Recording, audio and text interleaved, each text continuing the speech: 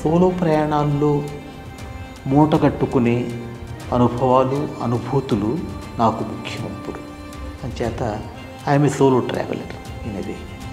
ఏ యాత్రలు చేసే మనిషి అయినా ఇంక్లూడింగ్ టూరిస్ట్ ముందు చదవాల్సింది కాశీ యాత్ర చరిత్ర, రెండోది కాశ్మీర దీపకళిక, మూడోది భ్రమణకాంక్ష, నాలుగోది సిల్క్ రూట్లో సాహసయాత్ర, ఐదోది అడవి నుంచి అడవికి. బాంబేకి ఒక 50 కిలోమీటర్ల దిగువ నుంచి గోవా వరకు వెడితే ఆ తీర రేఖ అద్భుతంగా ఉంటుంది. ఒక స్నోఫాల్ మొట్టమొదటి చూసినప్పుడు ఆ అద్భుతాన్ని చూసి కేరింతలు కొట్టే శక్తి ఇంకా నేను కోల్పోలేదు. నన్ను నేను ఆత్మవిమర్శ చేసుకోవటము, నన్ను నేను అంచనా వేసుకోవటం, ఈ పరిస్థితిలో నేను అలా ప్రవర్తించాను. కారులోంచి మనం ప్రపంచం చూస్తే టీవీలో సినిమా చూసినట్టు ఉంటుంది. స్కూటర్ మీద అనుకోండి, యు ఆర్ దేర్. మనకి 360 డిగ్రీలు అదే సమయంలో అది మన ముందుకు తీసుకువెడుతూ ఉంటుంది. 1500 కిలోమీటర్లు కొండల్లోనూ గుట్టల్లోనూ చిన్న చిన్న రిపేర్లు కూడా చేశాం. అంతా తిరిగి వచ్చిన తర్వాత 11,000తో అయిపోయింది.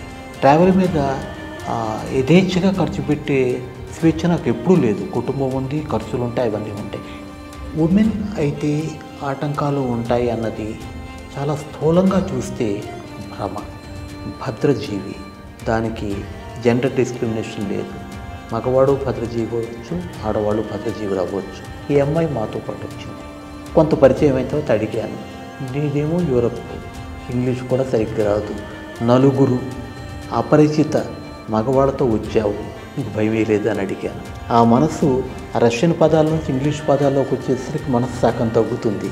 అయినా కూడా మనం ఒక అన్వేషణలాగా శోధనలాగా చేసి అది పట్టుకునే ప్రయత్నం చేసినప్పుడు అది అనువాదకుడికి విషయం. ఈరోజు మన ముందున్నది దాసరి అమరేంద్ర గారు, ప్రపంచ యాత్రికులు, సాహితీ రచయిత. వారు తాము చేసినటువంటి ప్రయాణాలు, ఆ ప్రయాణాల్లో అనుభూతులను 3TV ప్రేక్షకుల ముందు ఉంచడానికి ఈరోజు తనతో సంభాషించడానికి మనం ఉన్నాం. వారి మాటల్లో కొన్ని విషయాలు తెలుసుకుందాం. నమస్కారం. నమస్తే అండి.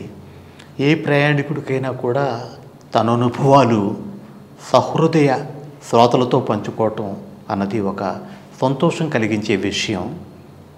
అలా పంచుకునే అవకాశం నాకు ఇవాళ వచ్చినందుకు సంతోషంగా ఉంది. నాకు వచ్చిన అవకాశాన్ని సద్వినియోగం చేసుకుంటానని, మీ అందరి సమయం కూడా అర్థవంతంగా సాగేలా చూస్తానని నా ఆశ. మీరు లైఫ్ని ఒక సెలబ్రేషన్ లాగా చూస్తూ అనేక ప్రయాణాలు చేస్తూ ఉంటారు. అసలు ఎట్లా మీ జర్నీ మొదలైంది? మీ జీవితంలో యాత్ర అనేది ఎలా మొదలైంది, ఎలా సాగుతూ ఉంది? మంచి మాట అన్నారు. ఇంతవరకు ఈ మాట నేను వాడుకోలేదు నాకు, కానీ ఏమాత్రం మొహమాట పడకుండా yes, life is a celebration for me. కానీ ఆ సెలబ్రేషన్ అన్నది మనంతటా మనం చేసుకుంటే వచ్చేది కాదు. ఎన్నో పరిస్థితులు అనుకూలిస్తే, ఉదాహరణకి నేను నిరుపేద కుటుంబం అనుకోండి, it won't be A celebration. నాది మధ్యతరగతి కుటుంబంలోంచి వచ్చాను.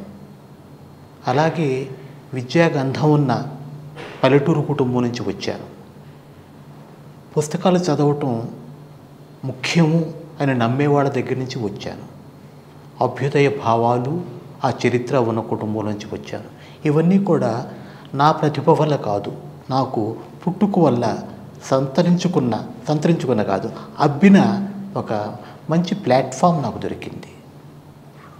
ప్రయాణాల గురించి మాట్లాడాలి అంటే నాకు వెనక్కి వెళ్ళి ఆలోచిస్తే చిన్నప్పటి నుంచి కూడా ఒక కుతూహలం, కొత్త ప్రదేశాలు చూడాలని. అది 6 ఏళ్ల వయసులో నేనున్న బంటుమిల్లి నుంచి కృత్తివెన్ను అన్న ఒక 7-8 కిలోమీటర్ల దూరం అనుకుంటా, అక్కడ మా పెద్ద ఒక ఆవిడతో కలిసి నడిచి వెళ్ళినప్పుడు అనిపించింది, భలే బాగుంది. కాడు నొప్పులు పుడుతున్నా కూడా మనసు వేగంగా ఎగరటం జరిగింది. అప్పుడు నాకు బీజాలు పడ్డాయని ఇప్పుడు ఆలోచిస్తే అర్థమవుతుంది. ఒక దశలో బాల్య చాపల్యం అవుతుంది, తిరగటం ఇవన్నీ కూడా.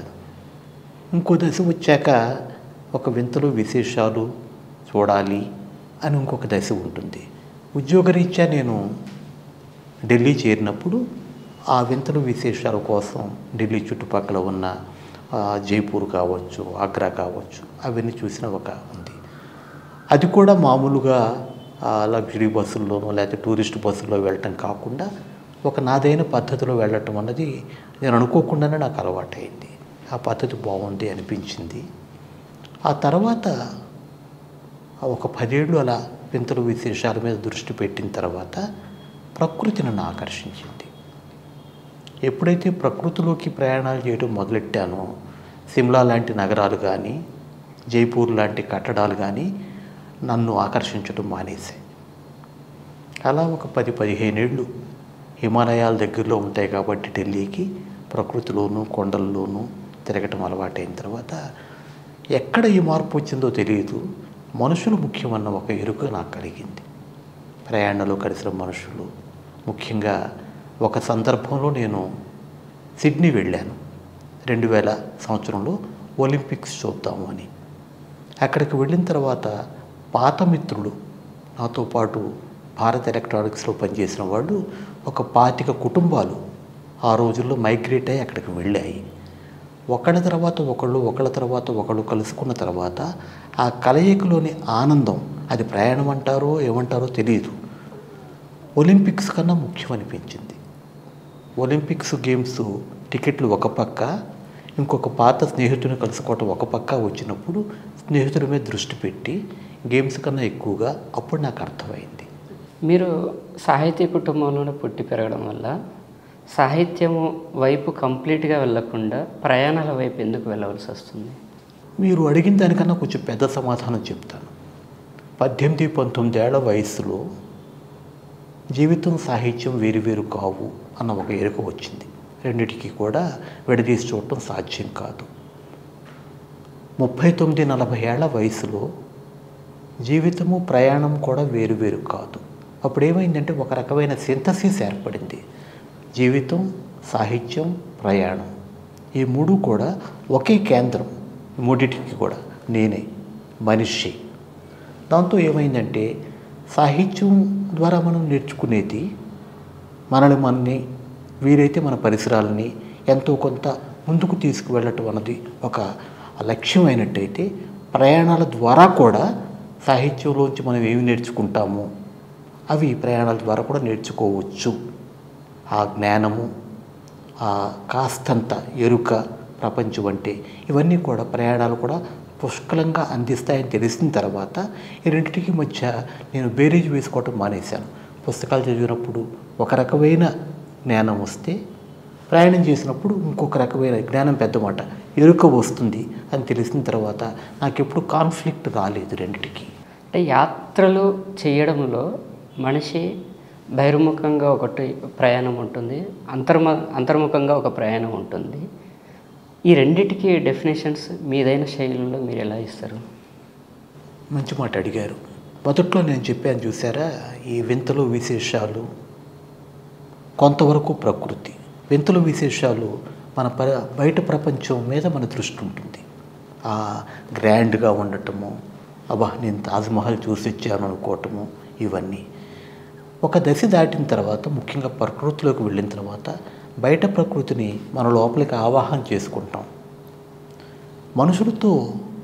మనుషులు ముఖ్యమని ప్రయాణంలో తెలిసిన తర్వాత ప్రకృతి కన్నా మనుషుల్లో మనం ఎక్కువ చదువుకోవచ్చు, ఎక్కువ సౌందర్యం చూడవచ్చు అన్నది అప్పుడు మనలోని ఆ ప్రయాణం లోపలికి వెళ్ళటం ఎక్కువ అవుతుంది. ఒక దశ దాటిన తర్వాత మనుషులు కాదు, ప్రకృతి కాదు, ఈ ప్రయాణం అంతా కూడా మనల్ని మనం తెలుసుకుని మన లోపలికి మనం ప్రయాణం చేసే ఒక ఉపకరణం అన్నది తెలుస్తుంది. ఇన్ని చెప్పినా కూడా ఇప్పటికీ కూడా ఇవన్నీ కాంబినేషన్. ఇప్పుడు ఇప్పటికీ నేను ఒక కొత్త విషయం కనపడితే, ఉదాహరణకి ఒక స్నోఫాల్ మొట్టమొదటి చూసినప్పుడు ఆ అద్భుతాన్ని చూసి కేరింతలు కొట్టే శక్తి ఇంకా నేను కోల్పోలేదు. అలాగే ఒక అనుభవం కలిగినప్పుడు ఆ అనుభవాన్ని నాలో జీర్ణించుకుని నన్ను నేను ఆత్మవిమర్శ చేసుకోవటము, నన్ను నేను అంచనా వేసుకోవటం, ఈ పరిస్థితిలో నేను అలా ప్రవర్తించాను, ఆ మనిషి అలా ఉన్నాడు, మనం ఎలా ఉండగలము అన్నది, ఇది ఒక మ్యాథమెటికల్ ఫార్ములాగా కాకుండా ఒక ఇంటిగ్రేటెడ్ జర్నీగా సాగటం అన్నది నా విషయంలో నాకు జరిగింది. బహుశా యాత్రికులందరూ కూడా ఈ ఫేజ్లోంచి వెడుతూ ఉంటారు. మీరు యాత్రలు చేస్తున్నప్పుడు వేరే రాష్ట్రాలకు అంటే వేరే భాషల ప్రాంతాలకు వెళ్ళవలసి వస్తుంది. అట్లా వెళ్తున్నప్పుడు మీకేమైనా భాషాపరంగా ఏమైనా సమస్యలు వస్తుంటాయా? మీరు రాష్ట్రాలు అన్నారు, నేను దేశాలు కూడా అంటాను. కొన్ని రాష్ట్రాలు నాకు హిందీ పర్లేదు, ఢిల్లీలో ఉంటాను కాబట్టి భాషాపరంగా దాదాపు నాకెక్కడా సమస్య రాలేదు. మీరు కొండల్లోకి వెళ్ళినా, తర్వాత మైదానాల్లోకి వెళ్ళినా, రాజస్థాన్లోకి వెళ్ళినా కూడా హిందీ మనకు వస్తే వెళ్ళిపోవచ్చు. ఒక కేరళలో ఒకసారి, తమిళనాడులో ఒకసారి రావచ్చు. భాషాపరంగా రాలేదు. సంస్కృతి పరంగా కూడా మొదట్లో కొంత బెరుకుండేది. మనం దక్షిణ భారతదేశం నుంచి ఉత్తర భారతదేశం వెళ్ళినప్పుడు, ముఖ్యంగా ప్రయాణాలకు వెళ్ళినప్పుడు మన రంగు గురించి కానీ, జాతి గురించి కానీ, భాష గురించి కానీ ఒక స్పృహ ఉన్నప్పుడు కొంత బెరుకుతనంతో తిరగటము, ఆ దశ కూడా నాకు గుర్తుంది. ఇప్పుడు నేను ఏ దేశం వెళ్ళినా కూడా క్షణాల్లో నా ఉనికిని కోల్పోయే ఒక లక్షణం, శక్తి అనే మాట వాడను, నాకు అనుకోకుండా అలవడింది. ఒకసారి ప్రపంచం మీదకి ప్రపంచ యాత్రికుడిగా వెళ్ళినప్పుడు నేను మర్చిపోతాను. అక్కడ ఐఎమ్ ఏ పార్ట్ ఆఫ్ ఆ వాతావరణంలో, ఆ సన్నివేశంలో నేను అక్కడ ఉన్నాను అంతే. అది అమరేంద్ర కాదు, ఎవరో తెలియదు, ఉన్నాను. ఆ ఎరుక వచ్చిన తర్వాత ఈ భాషా భేదాలు కానీ, భాషా సమస్యలు కానీ, తర్వాత రంగు, జాతి ఇవేమీ కూడా నేను పట్టించుకోను. నా అంచనా ప్రకారం వాళ్ళు కూడా పట్టించుకోరు. మనం ఎప్పుడైతే మనం ఈ బెరుకుతనం చూపిస్తామో అవతల మనిషి కూడా కొంత ఆ బెరుకుని మనం ప్రవేశపెడతామేమో.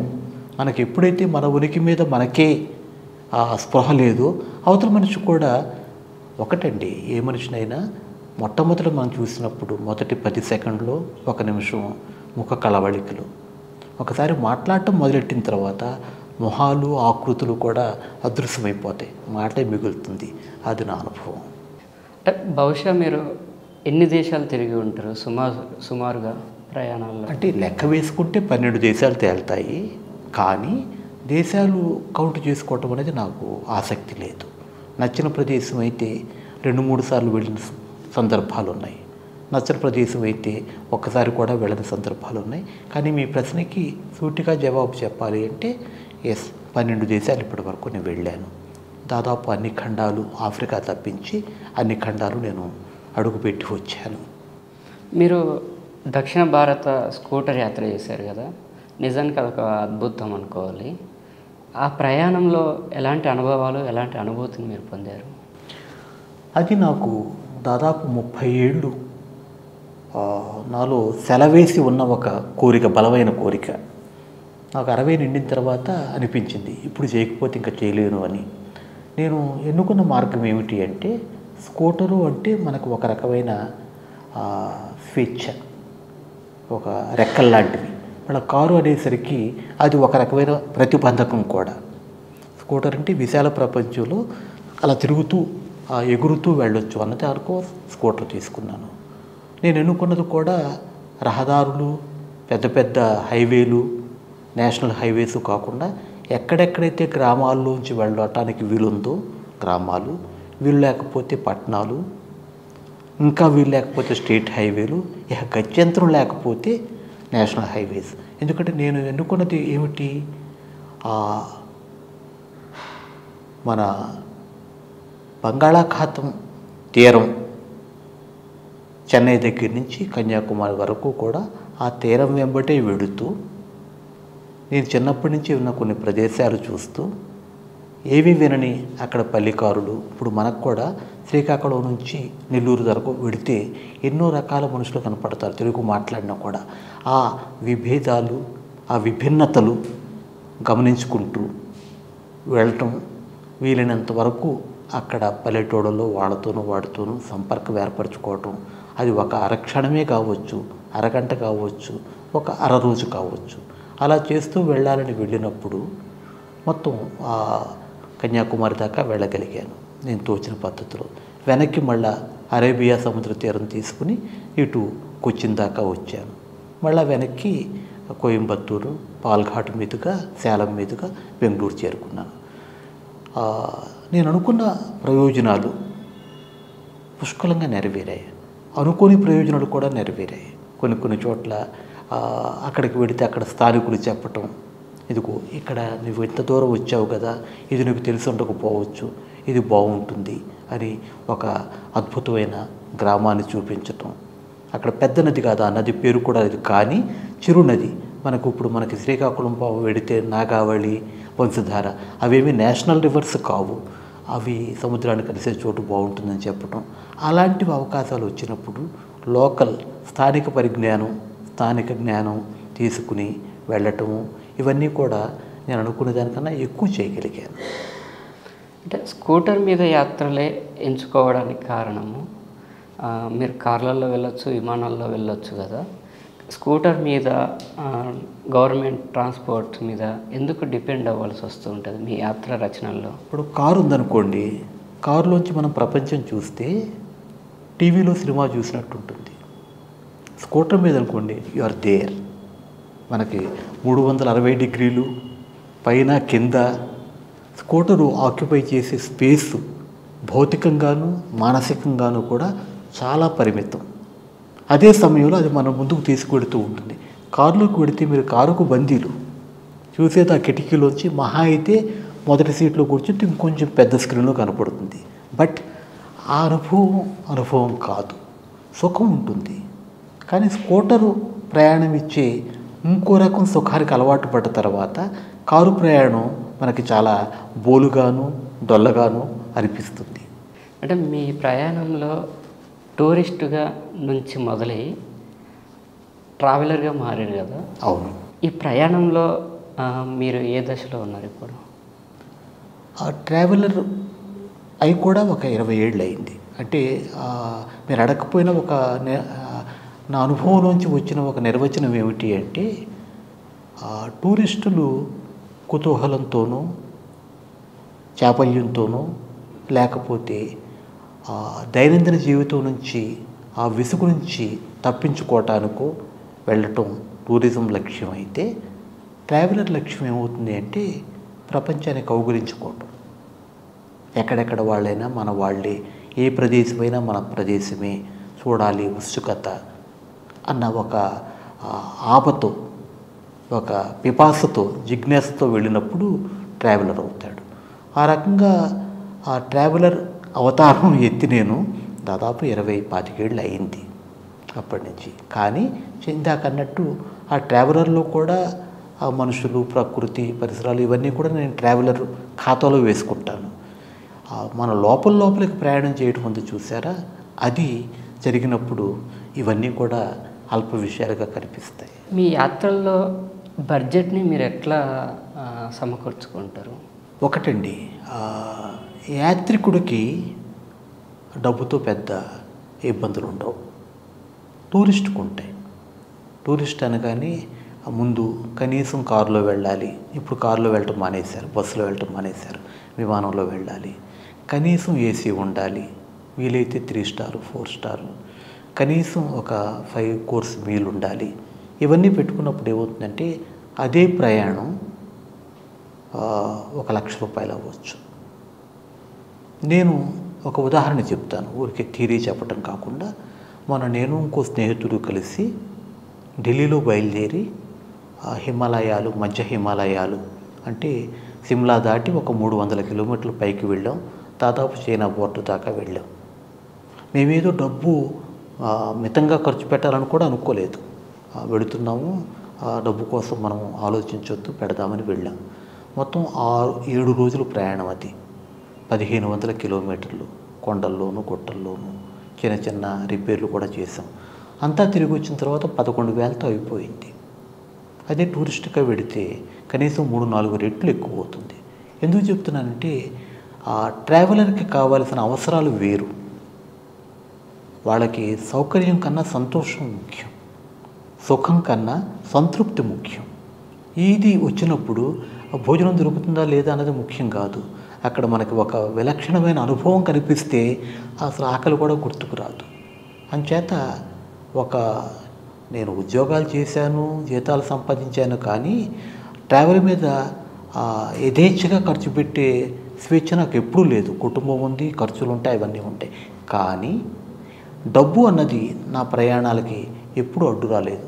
ఎందుకంటే నేను పెట్టేది తక్కువ, మామూలు వాళ్ళతో పోలిస్తే సగం పెడతాను. అంచేత అది సమస్య కానే కాదు. జనరల్గా చెప్పాలంటే ఇప్పుడు ఆదినారాయణ గారు ఉన్నారు. ఆయన మొత్తం 70 రోజులు చవటపాలెం నుంచి ఒంగోలు దగ్గర ఢిల్లీ దాకా నడిచి వెళ్ళారు. పైసా జేబులో పెట్టుకోలేదు ఆయన. అన్నం గురించి వర్రీ అవ్వలేదు. వెళితే ఎవరో ఒకళ్ళు పెడతారు, పెట్టారు. అది ఒక పరాకాష్ట. డబ్బు లేకుండా ప్రయాణం చేయటం అన్నది మనం బైరాగి ప్రయాణం అంటామే. దాదాపు మనం ట్రావెలర్స్ అంతా కూడా ఏదో ఒక మోతాదులో వాళ్ళు చేసేవి బైరాగి ప్రయాణాలే. అంచేత ధనం ముఖ్యం కాదు. అంటే తెలుగు సమాజంలో ఒకప్పటికంటే ఇప్పుడు యాత్రికుల సంఖ్య పెరిగిందనుకోవచ్చా? తెలుగు సమాజంలో ఇప్పుడు ప్రయాణాలు చేసే వాళ్ళ సంఖ్య గణనీయంగా పెరిగింది. 2-3 మార్పులు. ఒకటి, మన ఆదాయాలు పెరిగాయి. ముఖ్యంగా మధ్యతరగతి వాళ్ళకి. ఒకప్పుడు మన ఆదాయంలో మా చిన్నప్పుడు మా అమ్మకు 300 రూపాయలు జీతం వస్తే అందులో 200 రూపాయలు భోజనానికే ఖర్చు పెట్టేవాడు. ఇప్పుడు 30,000 వచ్చినా 3 లక్షలు వచ్చినా కూడా మహా అయితే 20%, ఒక 20% మాత్రమే భోజనానికి పెడతారు. ఆదాయాలు పెరిగేసరికి ఖర్చు పెట్టే శక్తి పెరిగింది. తర్వాత సాంస్కృతికంగా కూడా ప్రయాణాలు ఊరికి చాపల్యంతో చేసేవి కాదు, వాటి వల్ల ప్రయోజనం ఉంటుంది అన్న ఒక ఎరుక బాగా పెరిగింది. దాంతో ఏమైంది అంటే గత 20-25 ఏళ్ళుగా, అలాగే ఇప్పుడు ఏ ఆదినారాయణ గారి ప్రయాణాలు చూసినప్పుడు, లేకపోతే లోకేశ్వర్ చేసిన ప్రయాణాలు చూసినప్పుడు ఆ రకంగా స్పందన పొందిన వాళ్ళు కొంతమంది ఉంటారు. వెరసి ప్రయాణాలు చేయాలని ఒక అభిలాష బాగా పెరిగింది. మనం గమనిస్తూ ఉంటాం. కొంతమంది స్త్రీల బృందాలే ఏర్పడి వాళ్ళు వెళ్ళి రావటం. మొన్న ఈవిడ తీసుకొచ్చారు కదా స్వర్ణ మంచి పుస్తకం ఇంతియానం, 40 మంది ప్రయాణాలు చేసి రాయటం అన్నది ఒక తెలుగు యాత్రా చరిత్రలో, యాత్రా రచనల చరిత్రలో అది ఒక గొప్ప ఘట్టం. సో ఓవరాల్గా మనకి ఆసక్తి పెరగటం వెనకాల అనేక ఆర్థిక, సామాజిక, సాంస్కృతిక కారణాలు ఎలాగో ఉన్నాయి. సరే, ఈ ఉత్సాహాలు, రవాణా సౌకర్యాలు పెరిగాయి.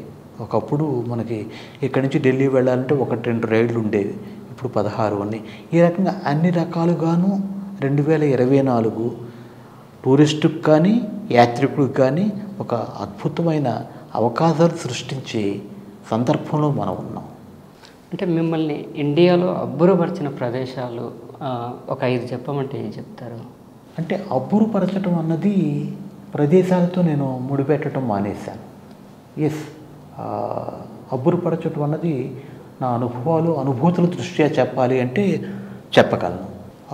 గత సెప్టెంబర్లో ఒక 2 వారాలు నికోబార్ ద్వీపాలకు వెళ్ళాం. నికోబార్ ద్వీపాలకు వెళ్ళినప్పుడు అక్కడ ఉన్న ఆ నికోబారీస్, ఆ ట్రైబల్స్ అండమాన్ ద్వీపాల్లో ఉన్న ట్రైబల్స్ కన్నా చాలా భిన్నంగా ఉన్నారు. అండమాన్ వాళ్ళు ఇంకా చదువులోకి అడుగు పెట్టలేదు.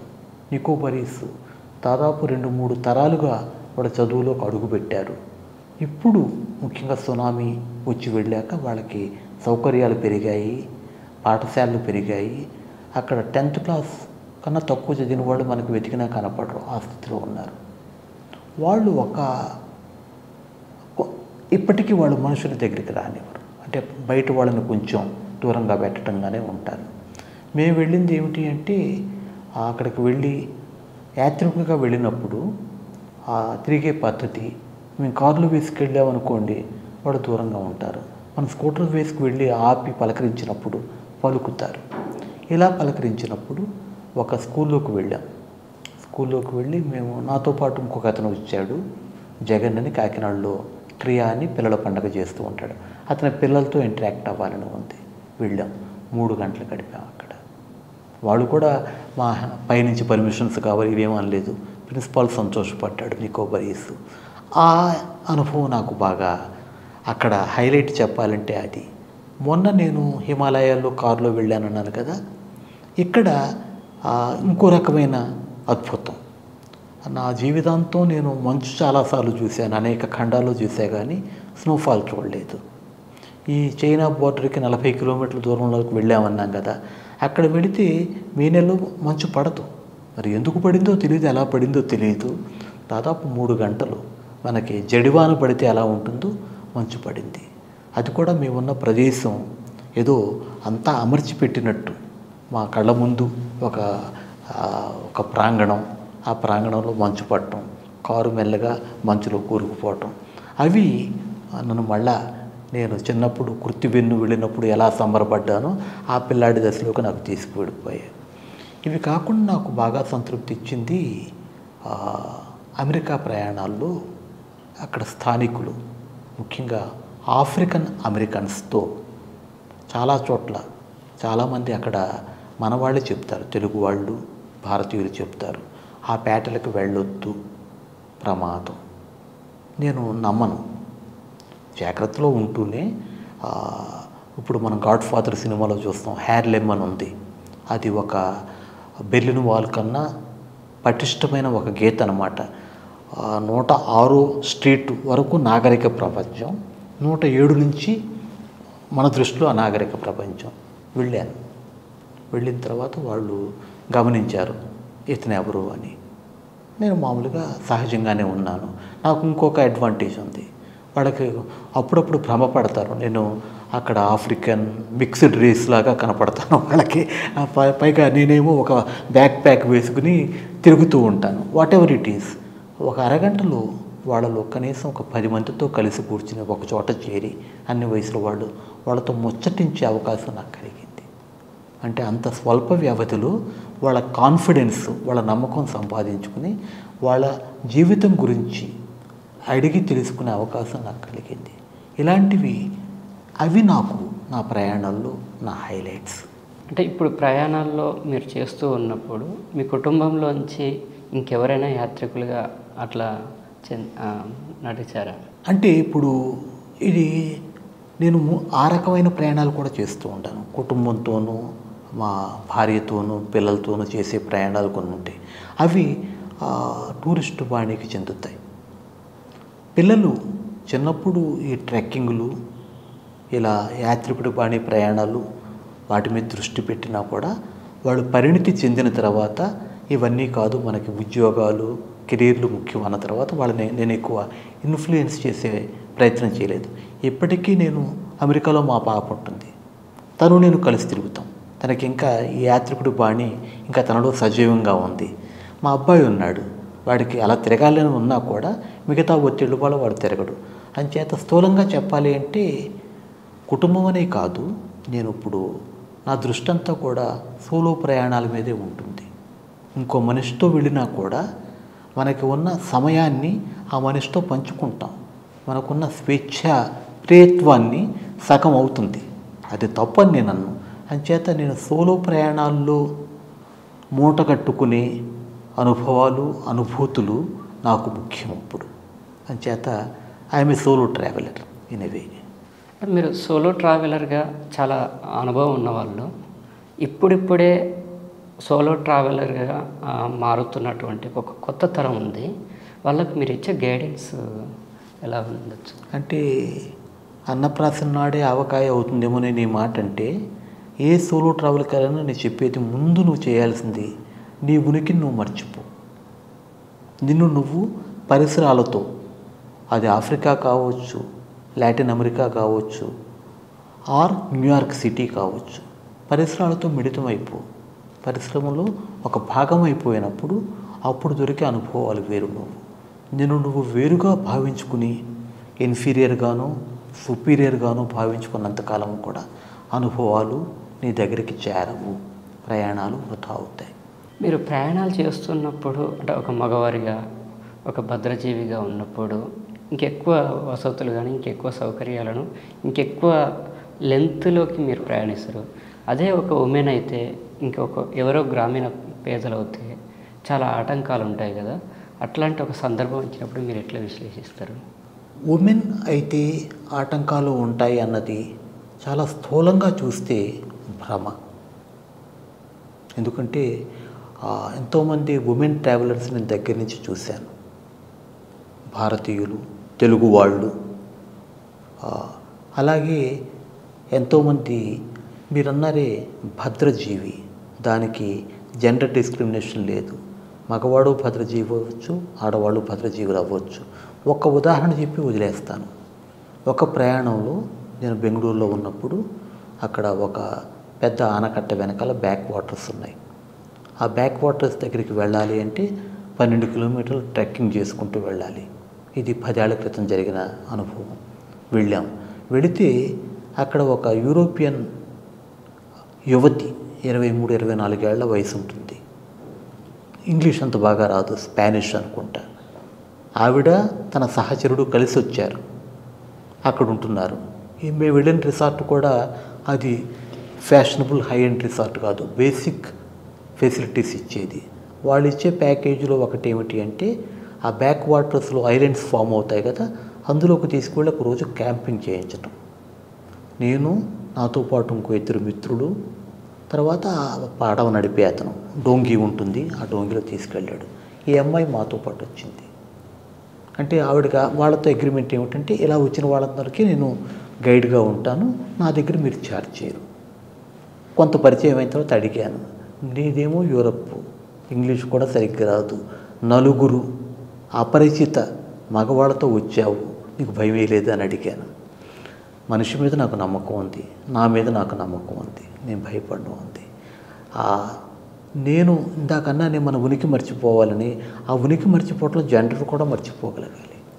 నేను ఆడ మనిషిని అన్న స్పృహ ఉన్నంతకాలము కూడా ఇది మిమ్మల్ని పీడిస్తూనే ఉంటుంది.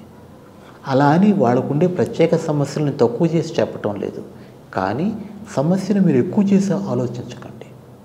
ఎంతోమంది పరాయి ప్రదేశాలకి సైకిళ్ళ మీద యూరోప్ నుంచి వచ్చిన వనితలు తెలుసు నాకు, వాళ్ళ అనుభవాలు చదివాను. మన జాగ్రత్తల్లో మనం ఉన్నట్టయితే, పరిధులు దాటకుండా ఉన్నట్టయితే, ఎక్కడ పరిధి అని తెలుసుకునే ఒక వివేచన మనకు ఉన్నట్టయితే, స్త్రీ పురుష ఆ వివాదం యాత్రికుల విషయంలో ఏ రకంగానూ అది సమంజసం కాదు. మీరు యాత్రలు చేస్తూ సాహిత్య లోకంలో రచనలు, అనువాదాలు చేస్తూ ఉన్నారు. అనువాదాల్లో కూడా చాలా సంక్లిష్టమైనటువంటి ఒక సాహితీవేత్త దస్తోయెవ్స్కీ. ఆయన నవల భార్యాచాటు మనిషి పేరుతో వచ్చింది. అసలు ఒక యాత్రికుడిగా దస్తోయెవ్స్కీని చదవడంలో ఉండేటువంటి ఒక అనుభవం మీకు ఎలా అనిపించింది?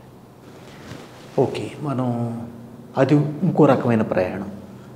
నేను అది ఒక రకమైన దుస్సాహసంతోనే ఆ ప్రకటన వచ్చినప్పుడు నేను చేస్తానని ముందుకు వెళ్ళాను.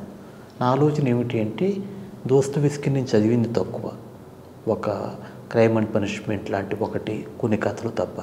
ఇది ఒక నాకు చక్కటి అవకాశం. అతన్ని ఇప్పుడు ఒక అనువాదం చేస్తున్నామంటే దాదాపు ఆ మూల రచయితతో కలిసి మనం ప్రయాణం చేస్తాం. ఆ ప్రయాణం కోసం వెళ్ళాను నేను. వెళ్ళినప్పుడు మొదటి రీడింగ్లో ఇది పెద్ద సాహసం అని అర్థమైంది, కానీ వదిలిపెట్టలేదు. క్లిష్టమైన వాక్య నిర్మాణం మనకు తెలియంది. మొత్తం ఆ 1880s 1890s నాటి ఆ పెట్రోగ్రాడ్ రష్యన్ జీవితం, అరిస్టోక్రాటిక్ రష్యన్ జీవితం, ఆ వివరాల్లోకి నేను వెళ్ళాను. ఒక 3 నెలలు పట్టింది అధ్యయనం చేయటానికి. తర్వాత భౌగోళికంగా అతను ఆ హోటలు అంటే, ఆ కౌంటీ అంటే, అవన్నీ కూడా ఇప్పుడు మనకి మ్యాప్లు ఈజీ కాబట్టి అవన్నీ ఆవాహన చేసుకున్న తర్వాత దీన్ని చేయటం మొదలెట్టిన తర్వాత మొదటి 2 అధ్యాయాలు కూడా తికమక పెట్టాయి. అసలు అవి అర్థం చేసుకోవటానికే టైం పట్టింది. అనువాదం చేసినప్పుడు ఫెయిల్ అయ్యాను. అప్పుడు అనిపించింది ఈ వదిలేద్దాం, ఇంకా ఆ అనువాద సరళిని బాణిని పట్టుకోలేకపోయాను. 3వ చాప్టర్ నుంచి మొదలెట్టాను. 3 నుంచి 15, 16 దాకా సాఫీగా వెళ్ళిపోయిన తర్వాత వెనక్కి తిరిగి వచ్చి 1, 2 పట్టుకున్నప్పుడు అవి కుందేలు పిల్లలాగా ఈవిడిపోయాయి. బట్ అది ఒక గొప్ప సాహసయాత్రే, అది అర్థం చేసుకోవటం. అతను ఇప్పుడు అనువాదంలో ఏమవుతుంది అంటే, కొన్ని పదాలు అక్కడ ఉంటాయి, ఆ పదాల వెనకాల రచయిత మనసు ఉంటుంది. ఆ మనసు రష్యన్ పదాల నుంచి ఇంగ్లీష్ పదాల్లోకి వచ్చేసరికి మనసు శాఖం తగ్గుతుంది. అయినా కూడా మనం ఒక అన్వేషణలాగా, శోధనలాగా చేసి అది పట్టుకునే ప్రయత్నం చేసినప్పుడు అది అనువాదకుడికి విషయం. ఆ రకంగా నాకు బాగా సంతృప్తినిచ్చిన సాహసం ఆ పుస్తకం అనువాదం చేయటం. అంటే మీరు యాత్రలు చేస్తూ ఉన్నప్పుడు అనేక రచనలు చేశారు, వ్యాసాలు రాశారు, ఇవన్నీ చేసినప్పుడు రాయకుండా ఉండిపోయినటువంటి విషయాలు ఇంకేమైనా ఉన్నాయనుకోవచ్చా? అంటే ఒకప్పుడు ఇంకా అయ్యో రాయకుండా ఉండిపోయినవి అన్న ఒక దాన్ని ఏమనాలి, చిన్నపాటి ఆవేదన ఉండేది. ఇప్పుడు ఆవేదన నాకు లేదు. నా రాయటానికి ముఖ్య ప్రేరణ ఏమిటి అంటే అది వ్యాసం కావచ్చు, ట్రావెల్ కావచ్చు. ఒక పాయింట్ దగ్గరికి వెళ్ళేసరికి ఇంకా ఆ రోజు రాయకుండా ఉండలేని స్థానం వస్తుంది. అది వచ్చినప్పుడు అది వ్యాసం అవ్వచ్చు, ట్రావెల్ కావచ్చు. చాలా వరకు ఆ పాయింట్ చేరే వరకు నేను ఆగుతాను. నా అంతటి నేను ముందుకు వెళ్ళిపోయి రాసేయటం అని పెట్టుకోను. వచ్చిన తర్వాత రాయటం ఈజీ అవుతుంది. తర్వాత నేను ప్రయాణాలు చేస్తున్నా కూడా చదువు ఆపలేదు, అలాగే రాయటం కూడా ఆపలేదు. మీరు అన్నట్టుగా వ్యాసాలు, మనోధర్మ పరాగం కావచ్చు, లేకపోతే ట్రావెల్ బుక్స్ 4 కలిపి ఒక వ్యాసం రాయొచ్చు, 4 యాత్రికులు ఒక ప్రయాణం అని. ఇవన్నీ చదివినప్పుడు ఆ ఉత్సాహం, ఆ ఒక రకమైన ఉద్వేగం వచ్చినప్పుడు అది రాసుకుంటూ వెళతాను. ఒక్క అనువాదాల విషయంలోనే నిలబడి ఆ మూల రచయిత మనసులోకి వెళ్ళి అతను ఏం చెప్పదలుచుకున్నాడు, ఇది కొంచెం స్థిమితంగా చేయాల్సిన పని. మిగతావన్నీ కూడా నా ఉత్సాహమే నన్ను ముందుకు నడుపుతూ ఉంటుంది. అంటే ఇప్పుడు యాత్రలు మొదలు పెడుతున్న వాళ్ళకు మీరు సజెస్ట్ చేసే ఒక 5 పుస్తకాలు పేర్లు చెప్తారు? తెలుగు పాఠకులైతే ఒక తెలుగు పాఠకుల గురించే మనం మాట్లాడదాం. ఏ యాత్రలు చేసే మనిషి అయినా, ఇంక్లూడింగ్ టూరిస్ట్, ముందు చదవాల్సింది కాశీ యాత్ర చరిత్ర. రెండోది కాశ్మీర దీపకళిక. నయన కృష్ణకుమారి ఒక మామూలు స్కూలు పిల్లలతో కాశ్మీర్ వెళ్ళిన యాత్రని ఎంత అనుభూతి పరంగా, అనుభవాల పరంగా తడితో చెప్పొచ్చు, కవితాత్మకంగా చెప్పొచ్చు. చిన్న పుస్తకం అది. మూడోది భ్రమణకాంక్ష. ఒక యాత్రని ఏ రకంగా మనం చేయొచ్చు, మనం అనుకునే పరిమితులు ఏ రకంగా పరిమితులు కావు, ఎలా చేయొచ్చు అన్నది భ్రమణకాంక్ష. నాలుగోది సిల్క్ రూట్లో సాహసయాత్ర. ఐదోది అడవి నుంచి అడవికి. 5 పుస్తకాలే చెప్పాలంటే అడవి నుంచి అడవికి దాన్ని ట్రావెల్ కింద కేటగరైజ్ చేయలేం, కానీ అది అగైన్ ప్రయాణానికి జీవితానికి మధ్య ఉన్న ఆ అవధిని దాటి వెళ్ళిన పుస్తకం. ఈ 5 చదివితే ఏ యాత్రికుడికైనా కూడా ఒక పర్స్పెక్టివ్ వస్తుంది. ఏ యాత్రలు చేసే మనిషి అయినా కూడా ఆ మాటకొస్తే పాఠకుడు కావచ్చు, రాసేవాడు కావచ్చు, ఎందుకు అన్న ప్రశ్న అనునిత్యం వేసుకుంటూ ఉండాలి. నేను ఎందుకు ప్రయాణం చేస్తున్నాను, నేను ఎందుకు చదువుతున్నాను, ఎందుకు రాస్తున్నాను, ఆ ప్రశ్న వేసుకుని అప్డేట్ చేసుకుంటూ వెళ్ళాలి. అప్డేట్ చేసుకోవటానికి, ఆ ప్రశ్నకి సమాధానాలకి ఇలాంటి పుస్తకాలు, ఇలాంటి అనుభవాలు మనకి ఉపయోగపడతాయి. మీరు యాత్రలు చేస్తూ ఉన్నప్పుడు ఏదన్నా ఒక సంక్షోభం వచ్చి అరే నాయన ఈ ప్రయాణాలు ఆపేస్తే బాగుండు అనే సమయం అట్లా ఏమైనా ఉందా? లేదండి. అలాంటి సంక్షోభం చిన్న ఇబ్బందులు కలగవచ్చు. ఎక్కడన్నా ఒక విదేశంలో పాస్పోర్ట్ మర్చిపోవటాలు, దానికోసం మళ్ళీ వెనక్కి వెళ్ళి వాళ్ళతో భాష రాకుండా తెచ్చుకోవటాలు, ఇలాంటివి అవి చిన్నవనే నేను అనుకుంటాను. అవి పెద్ద సంక్షోభాలు. ఆ క్షణంలో సంక్షోభం అనిపిస్తుంది. మా పాస్పోర్ట్ లేకపోతే మన ఉనికి లేదు. కానీ అంతకన్నా పెద్దవి సంక్షోభాలు అని చెప్పుకోదగ్గవి ఎప్పుడు జరగలేదు నాకు. ప్రమాదాలు కానీ, ఫర్ ఎగ్జాంపుల్ ఇందాక మీకు చెప్పాను, ఆఫ్రికన్ అమెరికన్స్ ఉండే చోటకు వెళ్ళినప్పుడు కూడా నేను ప్రమాదం జరగవచ్చని దానికి సిద్ధపడి వెళ్ళాను. జరగలేదు నాకు. అది మరి తెలీదు. దాన్ని నేను అదృష్టం అని ఇలా ఏమీ చెప్పను. జరగలేదు. అలాంటి అనుభవాలు నాకు దాదాపు లేవు. మీరు యాత్రలు చేస్తున్న చాలా అనుభవం ఉంది కాబట్టి ఒక మహిళ అంటే తెలుగు సంబంధించిన ఒక ట్రావెలర్ ఉమెన్ ప్రయాణం చేయవలసి వస్తే ఒక 5 ప్రదేశాలు ఏం సజెస్ట్ చేస్తారు? ఒకటి, ఏ రకమైన సంకోచాలు లేకుండా ఈ రామేశ్వరం, ధనుష్కోడి, కన్యాకుమారి అది ఒక మంచి ట్రిప్ అవుతుంది. అది ఒక యాత్ర అంటే పుణ్యక్షేత్రం అనేది మర్చిపోయి, వింతలు విడ్డూరాలు మర్చిపోయి, సముద్రము అవన్నీ మర్చిపోయి, ప్రకృతి యొక్క ఒక విభిన్నతని మనం చూడాలి అంటే ఈ 3 ప్రదేశాలు కూడా చక్కటి, మనం అనుకున్న భద్రతా సమస్యలు 0. అలాగే ఒక విలక్షణమైన నిజంగా ప్రకృతిలోకి లోపలికి వెళ్ళాలి అంటే మహిళలు కూడా సులభంగా చేయగలిగింది సులభంగా చేయటం అన్న కాన్సెప్ట్ నాకు ఇష్టం లేని కాన్సెప్ట్. కానీ మీరు జనరల్గా అడుగుతున్నారు కాబట్టి వ్యాలీ ఆఫ్ ఫ్లవర్స్ అని ఒకటి ఉంది.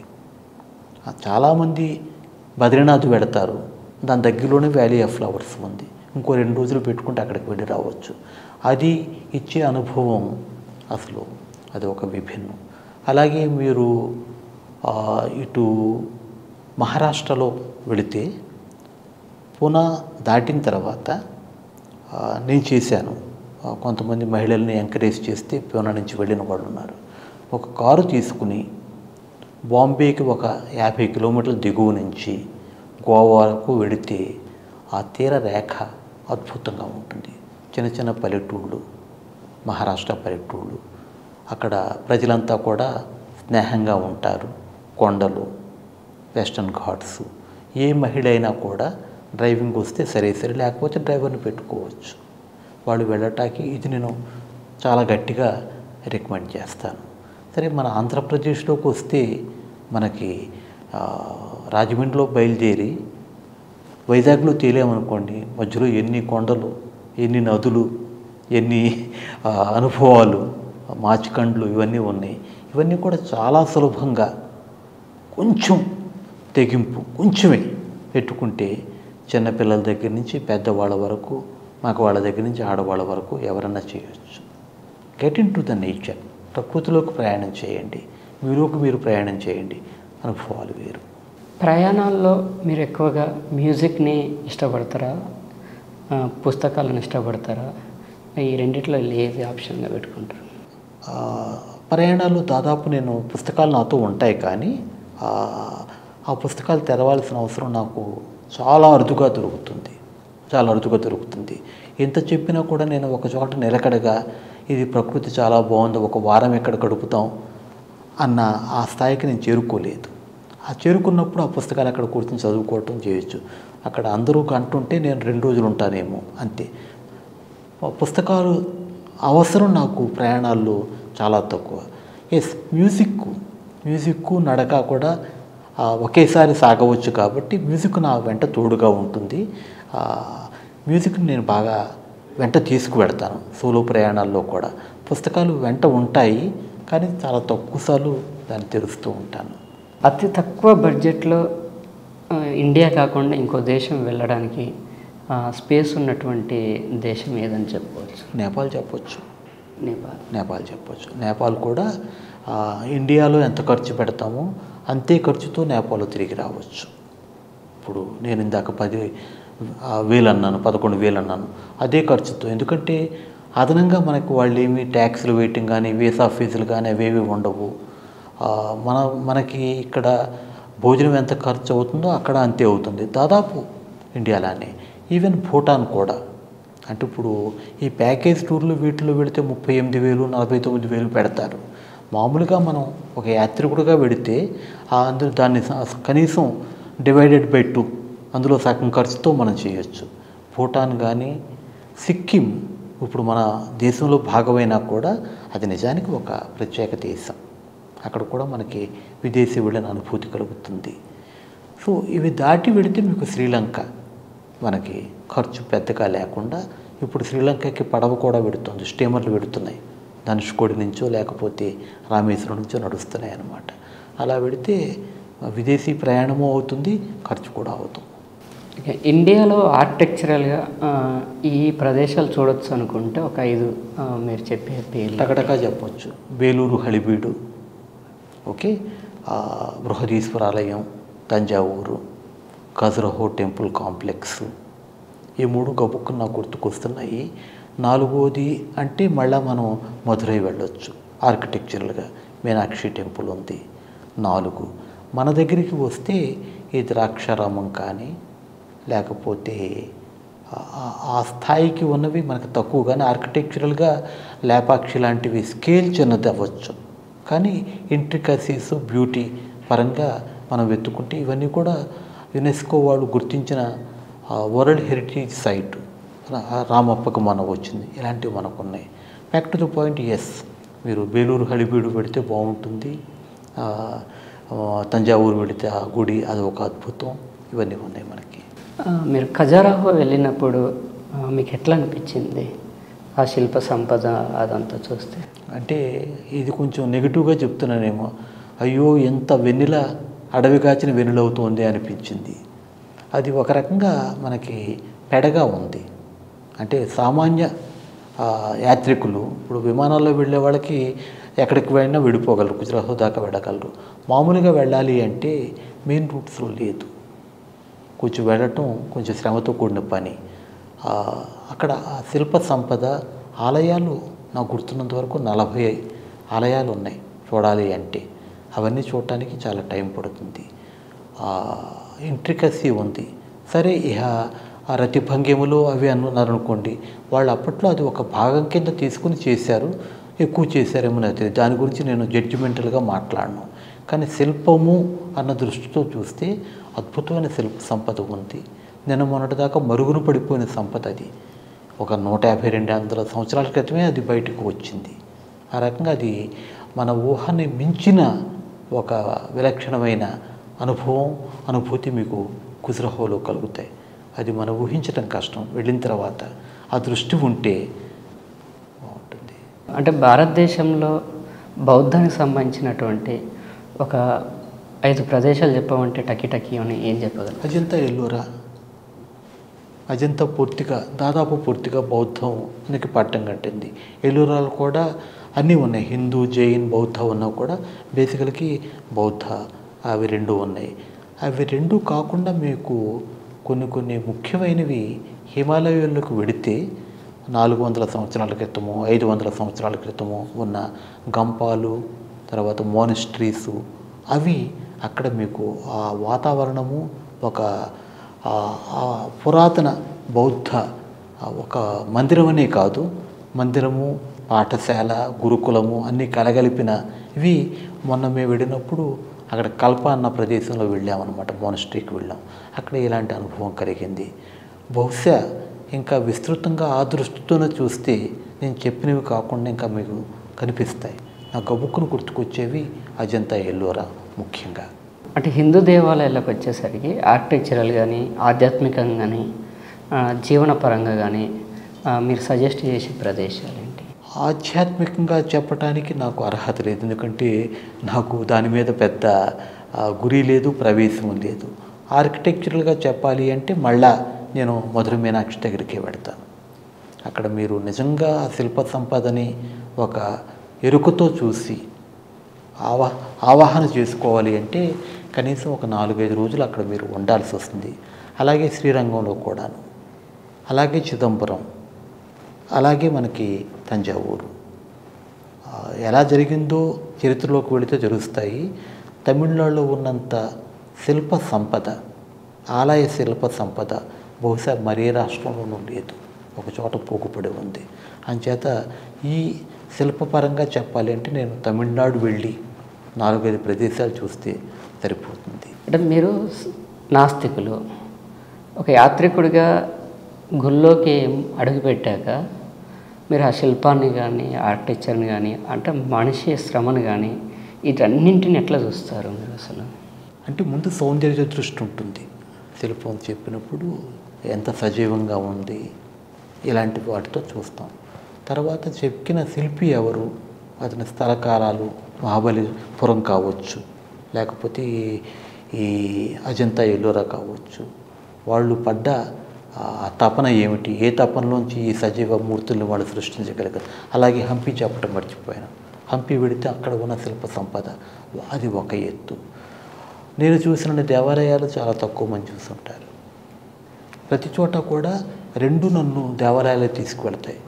ఒకటి ఆస్తికత, నాస్తికత పక్కన పెడితే ఒక రకమైన వాతావరణం సృష్టించడంలో దేవాలయాలు, ముఖ్యంగా వెల్ మెయింటైన్డ్, వెల్ మేనేజ్డ్ దేవాలయాలు, పెద్ద టూరిస్ట్ తాకిడి లేని దేవాలయాలు ఆకట్టుకుంటాయి.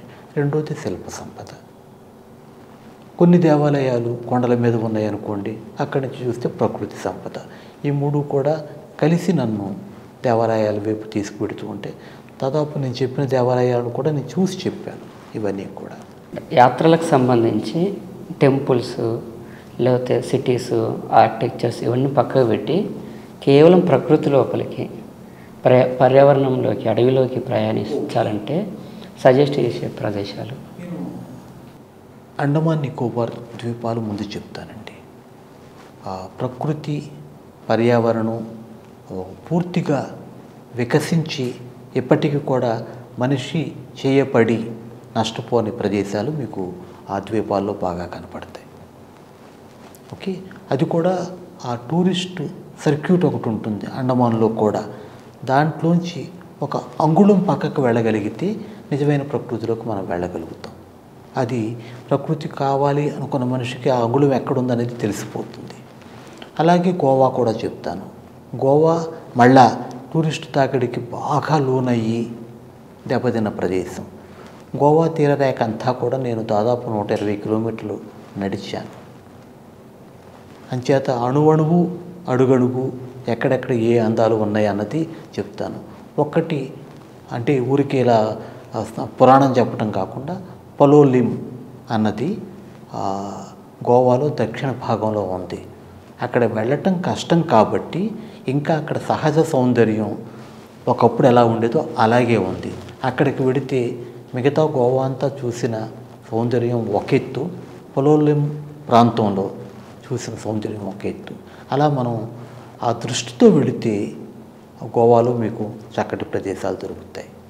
సరే, హిమాలయాలు ఏ మూలకు వెళ్ళినా కూడా అన్నిటి చోట్ల కూడా అది ఊటీ కావచ్చు, సిమ్లా కావచ్చు, ముస్సోరీ కావచ్చు, మెయిన్ రోడ్డుకి 1 కిలోమీటర్ పక్కకు వెళ్ళగలిగితే మీకు ప్రకృతి కనపడుతుంది. మెయిన్ రోడ్లో ఉంటే మన అబిట్స్, మన మన అదేమిటి Madras main road, mount road, ఇవన్నీ కూడా అక్కడ మళ్ళీ ప్రత్యక్షం అవుతాయి. ఇవే బ్రాండెడ్ స్టోర్స్, ఇవే రెస్టారెంట్లు, ఇవన్నీ అది దాటి వెళ్ళగలగాలి. అది ట్రావెలర్ చేయగలుగుతాడు, టూరిస్ట్ కష్టం అవుతుంది. కొత్తగా ప్రయాణాలు మొదలెట్టాలనుకుంటున్న వాళ్ళకు ప్రయాణంలో ఎదురయ్యే సమస్యలు కానీ లేకపోతే అనుభవాలను వీటన్నింటినీ ఎట్లా విశ్లేషించుకోవాలి, ఎట్లా మీరు ఇచ్చే సజెషన్స్ ఏంటి? అంటే కొత్తగా మొదలెట్టే వాళ్ళకి ముఖ్యంగా కావాల్సింది ఏమిటి అంటే ఒక ధైర్యం ఉండాలి. ఇప్పుడు ఎన్ని చెప్తున్నాం బాగానే ఉంది. మొట్టమొదటిసారి రాష్ట్రం వదిలి మహారాష్ట్ర అనుకుందాం వెళ్ళాడు అనుకోండి, ఒక రకమైన చొరవ ఉండాలి, ధైర్యం ఉండాలి, తన మీద తనకు నమ్మకం ఉండాలి. అక్కడికి వెళ్ళిన తర్వాత భాష రాకపోవచ్చు, ఇబ్బందులు పడవచ్చు, భాష రాకపోవటం వల్ల వాళ్ళు నిరాదరణ చేయవచ్చు. ఇవన్నీ ఉంటాయి, ఉన్నా కూడా మనం ముందుకు వెళదాము అన్న ఒక నిశ్చయం ఉంటే కాస్త దీనికి పెద్ద చదువుకో అక్కర్లేదు. మామూలుగా ఒక మెట్రికులేట్ అయినా కూడా ఎక్కడైనా దేశంలో ఎక్కువ రావచ్చు, భాష వచ్చినా రాకపోయినా. తన మీద తనకు నమ్మకం ముఖ్యం. అలాగే చిన్న చిన్న ఇబ్బందులు ఎదురవ్వచ్చు. తెలియక ఒక ట్రైన్ మిస్ అవ్వచ్చు, తెలియక ఒక బస్సు మిస్ అవ్వచ్చు. అవి మిస్ అయినప్పుడు కలవరపడకుండా తర్వాత ఏమిటి అన్నది ఆలోచించుకునే ఒక స్థిమితం పెట్టుకోగలిగితే ఉండొచ్చు. అలాగే ప్రతి చోట కూడా సౌకర్యవంతమైన సదుపాయాలు వెతుక్కోకుండా అవసరమైతే వెయిటింగ్ రూమ్లో పడుకోవచ్చు. నేను చేసినప్పుడు అందుకు సిద్ధపడ్డప్పుడు అప్పుడు ప్రయాణాలు యాత్రలుగా మారుతాయి. యాత్రల్లోంచి రుచి ఆ రసం పిండుకునే అవకాశం అతను దొరుకుతుంది. ఒక్క మాటలో చెప్పాలంటే విశ్వాసంతో బయటికి అడుగుపెట్టు. అది గుంటూరు నుంచి విజయవాడ వచ్చినా కూడా కొత్త ప్రదేశమే. అక్కడ కూడా ఒక రకమైన ఆత్మస్థైర్యంతో వెళ్ళినప్పుడు అప్పుడు తిరిగి ఉండదు. చివరిగా మీరు ఈ వయసులో కూడా అనేక ప్రయాణాలు చేస్తూ ఉన్నారు. మీ ప్రయాణాలు ఇలాగే సాఫీగా, హాయిగా అనేక అనుభవాలను మెరుగుపరుచుకుంటూ ముందుకెళ్ళాలని కోరుకుంటూ TV3 ప్రేక్షకులకు వేడుకోలు చెప్తూ ఇంకో సమావేశం. ఇది చెప్పింది నాకు అర్థమైంది. ఒకటే మాట చెప్తాను, నేను ఉనికి మర్చిపోవాలన్నాను కదా, ఆ ఉనికిలో నా వయసు కూడా నాకు గుర్తుండదు బయటికి వెళ్ళినప్పుడు. తర్వాత ఈ గంట సేపు TV3 ప్రేక్షకుల కోసమే అవ్వచ్చు, కానీ ఒక రకంగా నేను చేసిన ప్రయాణాల్లోకి మళ్ళీ ఒకసారి తిరిగి చూసుకునే అవకాశం నాకు కలిగింది. సంతోషంగా ఉంది మీతో మాట్లాడటం, మీ ద్వారా ఎంతోమంది శ్రోతలతోనూ వీక్షకులతోనూ మాట్లాడటం నాకు కూడా ఇది ఒక కొత్త అనుభవం. చాలా బాగుంది, సంతోషంగా ఉంది.